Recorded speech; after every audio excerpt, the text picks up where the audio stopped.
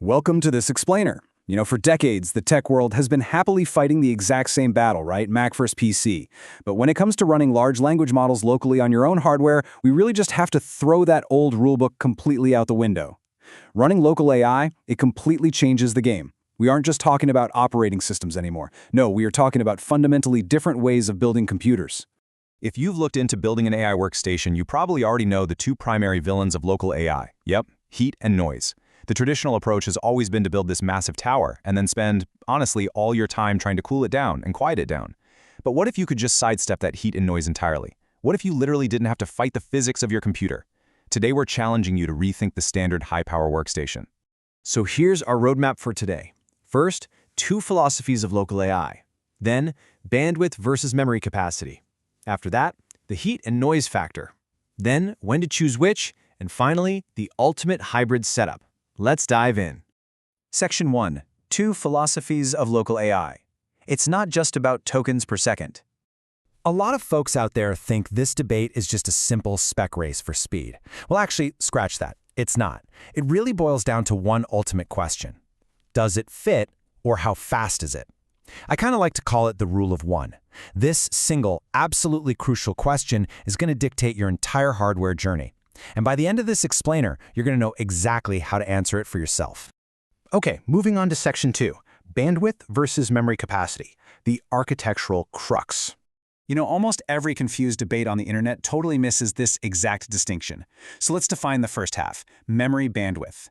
Basically, this is how fast the chip can read the model's weights.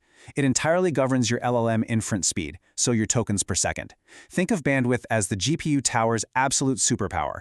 It's optimized for blazing fast generation, provided, and this is the absolute key here, provided the model can physically squeeze into the GPU's video RAM. But on the other side of the coin, we have memory capacity. This is the total shared memory pool available to the whole system.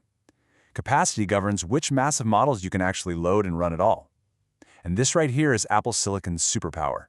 With its unified memory architecture, the CPU, the GPU, and the neural engine all share one massive pool of memory. This is a real game changer because it allows a Mac to load gigantic models that a standard consumer GPU simply cannot hold. And that brings us to the big aha moment.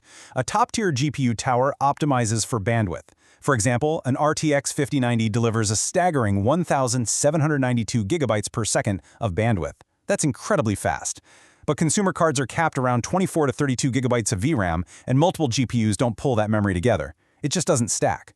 On the flip side, a Mac Studio M3 Ultra optimizes for capacity. It delivers about half the bandwidth, around 819 gigabytes per second, but it gives you access to a massive 256 to 512 gigabytes of unified memory for a single job. So you're basically optimizing for two mutually exclusive constraints, raw throughput speed versus the actual ability to load the model in the first place. Section 3. The heat and noise factor, bringing specs into the real world. Okay, it is time to transition from abstract spec sheets to physical reality. 800 watts plus. That is the staggering power draw of a multi-GPU setup under heavy load. And almost all of that energy becomes heat that your room actually has to absorb, and your fans have to forcefully evacuate. So I just have to ask you directly, are you really prepared to run an 800-watt space heater in your office all day long? You see, you're making a serious lifestyle choice here. What we call the GPU furnace requires you to pull 5 different tuning levers just to make it livable. You're looking at undervolting, researching coolers, optimizing case airflow, tweaking fan curves, and strategizing physical placement. You basically have to become a dedicated thermal engineer. Meanwhile, the silent sipper, the Mac Studio, is near silent and cool by design. There are literally no levers to pull. Silence is just its default state, not some hard-won achievement. It acts like an invisible, always-on desktop appliance. So when you put them head-to-head like this, the trade-offs are pretty absolute. The tower wins on bandwidth, overall speed, and the native NVIDIA CUDA ecosystem, which, by the way, is crucial for a lot of workflows. But the Mac wins on massive model capacity, crazy power efficiency, and running near silent. Section 4. When to choose which, a practical decision framework. All right, let's talk about the exact scenarios where a GPU tower is completely undefeated. First off, maximum throughput for models under 32 gigabytes. If it fits, it flies. Second, low latency interactive work. Third, and I really want to emphasize this, If you need the native NVIDIA CUDA ecosystem for serious model development, training, or LoRa fine-tuning to customize specific behaviors, the tower is your best bet. Fourth, if you want physical upgradability and multi-GPU scaling.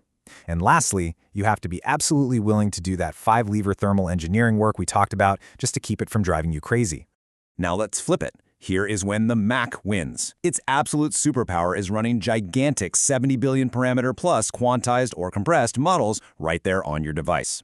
It wins if you want a machine sitting on your desk running 24/7 in total silence without sounding like a jet engine taking off. It also offers incredible memory per dollar and sheer appliance simplicity. There's no power supply unit math to worry about. Finally, it is absolutely perfect for batch jobs and autonomous agentic workloads where fast enough is totally fine, and you just don't need those blazing interactive speeds. So, let's walk through this decision flowchart together. Challenge yourself to answer honestly, based on how you actually work, not your fantasy workflow. Step 1. Do your models fit in 32 gigabytes? If no, you need the Mac. If yes, move on to Step 2. Is max tokens per second or CUDA fine-tuning your priority? If yes, the tower wins. Step 3. Does the machine live right on your desk all day? If yes, the Mac silence is priceless. Step 4. Are you truly willing to do the thermal engineering work? If not, the Mac asks nothing of you. Section 5. The ultimate hybrid setup. The plot twist. Now, what if you don't actually have to choose just one? Let me reveal the ultimate power user mic drop, the hybrid setup. Picture this. You put a near-silent Mac right on your desk for interactive work and massive unified memory tasks. Then, you pair it with a headless, screaming fast GPU tower hidden away in a closet, a basement, or a server room. You simply SSH into the hidden tower for that raw CUDA throughput when you really need it, and let the Mac quietly handle everything else right in front of you. Best of both worlds? I want to leave you with this quote from our source material because I think it's just the perfect meta answer. Pick the side of the bandwidth versus capacity trade that matches how you actually work, not how you imagine you might work someday. Let's be honest, most of us overestimate how often we'll need peak throughput, and vastly underestimate how much we will value silence and simplicity day to day. And that brings us to the end of this explainer. So I have to ask you, looking at your own AI workflow, will you master those 5 thermal levers to unlock the blistering speed of the GPU tower? Or will you embrace the silent, massive capacity of the Mac? Take a moment to think about what you really need to build, and let that guide your hardware journey. Thanks for joining me.